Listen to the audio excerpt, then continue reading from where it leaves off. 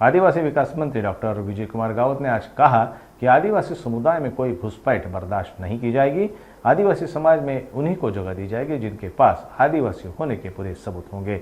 आदिवासी होने के लिए कुछ नियम निर्धारित किए गए हैं। त्याच्या काही कंडिशन्स ठरलेले आहे, काही क्रायटेरिया ठरलेले आहे आणि ते क्रायटेरिया जे फुलफिल करत असतात त्यांनाच आपण आदिवासी म्हणत असतो।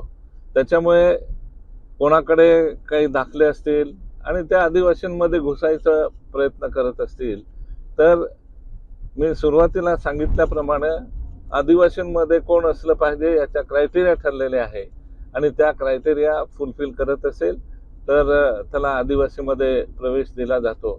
ज्याने क्रायटेरिया पूर्ण करणार नाही त्याला आदिवासीमध्ये घुसायचा विषयच राहत नाही आणि त्याच्यामुळे जे क्रायटेरिया असतील ते आदिवासींमध्ये येतील, क्रायटेरिया नसतील ते आदिवासींमध्ये येणार नाही हे स्पष्ट आहे। त्याच्यामुळे कोणाचा येण्याचा जाण्याचा हा प्रश्नच उद्भवत नाही आणि त्याच्यामुळे ज्यांचे